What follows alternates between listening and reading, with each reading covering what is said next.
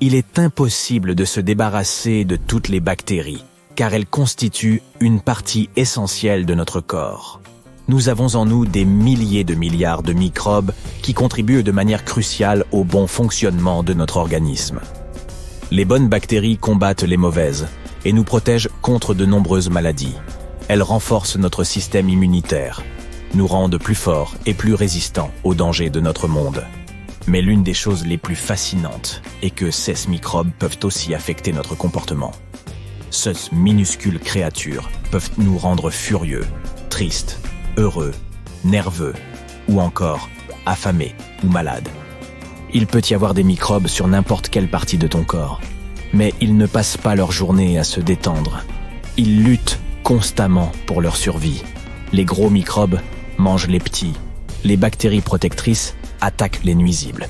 Elles sécrètent des éléments qui ont un effet direct sur notre corps. Elles ne s'arrêtent jamais, sauf un instant, lorsque tu te laves les mains avec du savon.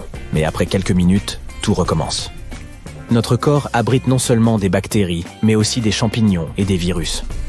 La plupart de ces créatures vivent dans nos profondeurs les plus obscures, là où il n'y a pratiquement pas d'oxygène, dans nos intestins. Supposons que l'on divise le côlon d'une personne en 1 million de parties. Eh bien, il y aura plus de bactéries dans une de ces minuscules parties que de personnes sur Terre. Ce n'est pas un monde, c'est un vaste univers. Et bien sûr, cet univers joue un rôle important dans notre vie. Grâce aux microbes, nous sommes nombreux à ne pas souffrir d'allergies. Certains éternuent à cause du pollen. D'autres ont les yeux qui piquent à cause des arbres en fleurs. La peau de certaines personnes rougit à cause des poils d'animaux. Tout cela se produit parce que le système immunitaire envoie de fausses alertes à l'organisme. Lorsqu'une substance inoffensive ou une bactérie provenant des poils d'un chien se retrouve sur la peau d'une personne ou dans ses voies respiratoires, son système immunitaire croit qu'il s'agit de quelque chose de dangereux et il commence à réagir. Cette réaction se traduit par des démangeaisons ou des éternuements.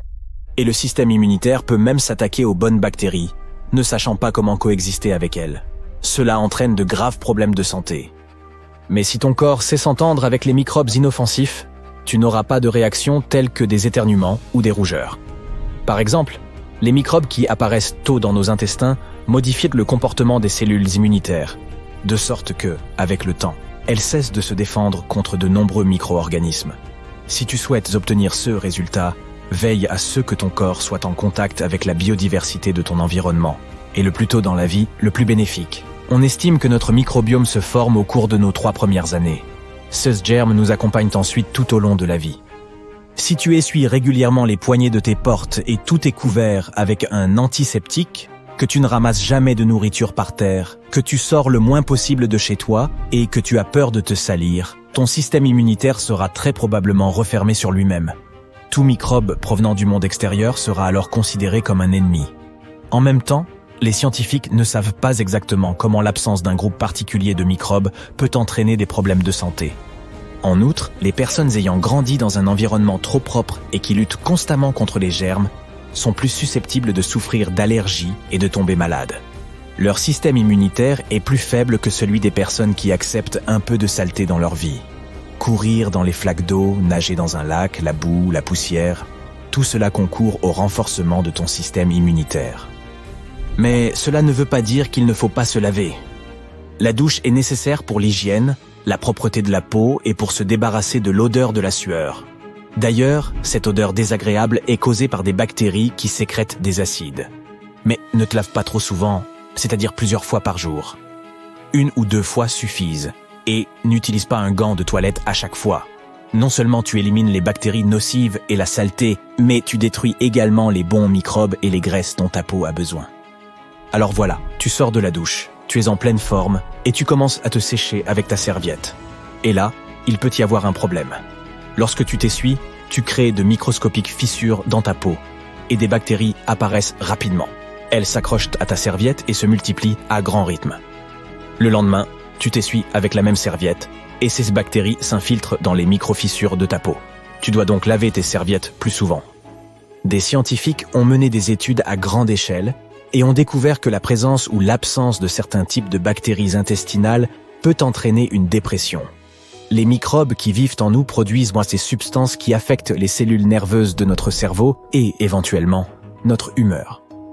D'abord, les biologistes ont mené des expériences sur des souris et constaté que certaines bactéries modifièrent le comportement de ces animaux. Ensuite, ils ont étudié les effets des bactéries sur 1054 personnes. 173 d'entre elles ont été diagnostiquées comme souffrant de dépression ou d'insatisfaction quant à la qualité de leur vie. Les scientifiques ont ensuite comparé les microbiomes des deux groupes et ont découvert que les personnes souffrant de dépression manquaient de deux types de microbes. Bien sûr, cela ne veut pas forcément dire qu'un manque de bactéries est à l'origine de la dépression. De nombreuses recherches doivent encore être menées pour établir le lien exact entre le système nerveux et les bactéries. Les scientifiques espèrent que cela permettra de mettre au point de nouveaux traitements pour de nombreuses maladies. Le microbiome humain influence également la sensation de faim. Tu crois que tu as envie de manger parce que ton estomac est vide et que tu te sens rassasié parce qu'il est plein? En fait, ce sont les bactéries de ton intestin qui te donnent ces sensations. Bien sûr, certaines hormones entrent également en jeu dans ce processus, mais elles sont activées lors d'interactions avec les substances que sécrètent les bactéries. L'excès de poids aussi peut avoir pour cause un type particulier de bactéries. Selon les scientifiques, si l'on prélève des microbes intestinaux chez des personnes en surpoids et qu'on les transfère sur des souris, ces animaux commenceront à grossir. Il en va de même pour les personnes minces et leurs bactéries. Imagine si on faisait un régime basé sur une thérapie bactérienne. Cette médecine microbienne n'est pas encore suffisamment développée, mais on espère qu'elle permettra de traiter efficacement les personnes souffrant de graves problèmes de santé. En général, quoi que l'on fasse, nous avons toujours des bactéries autour de nous. Elles font partie de notre corps, littéralement. Seulement 43% des cellules vivantes de ton corps t'appartiennent en propre. Le reste appartient à des microbes. On peut donc dire que nous sommes tous un mélange de notre ADN et de l'ADN de nos microbes. Il semble donc que les bactéries nous contrôlent. Et d'une certaine manière, elles contrôlent la planète entière. Si l'on additionne toutes les créatures vivantes afin de trouver l'espèce la plus répandue, les microbes arrivent en tête. Leur nombre et leur poids dépassent ceux de toutes les autres créatures. Et si l'on mettait toutes les bactéries présentes dans notre corps sur une balance, elles pèseraient environ 1,3 kg, soit à peu près le poids de notre cerveau. Ces créatures se multiplient à l'infini, à une vitesse phénoménale, et rien ne peut les arrêter. Mais en 1928, Alexander Fleming a accidentellement découvert la pénicilline, le premier antibiotique au monde. Elle a permis de sauver la vie de nombreuses personnes malades à cause des bactéries nocives.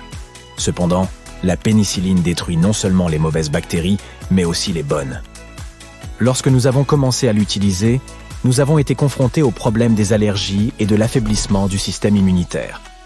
Par exemple, le microbiome naturel des souris leur permet de combattre environ 1 million de bactéries salmonelles grâce à ces microbes protecteurs. Mais après une utilisation d'antibiotiques, il ne suffit plus que d'une dizaine de ces bactéries pour rendre les souris très malades. En d'autres termes, les antibiotiques permettent de détruire les bactéries nocives, mais elles détruisent en même temps les bonnes bactéries. Il est donc très important de maintenir un bon équilibre entre les antibiotiques et le microbiome. Ton médecin saura te conseiller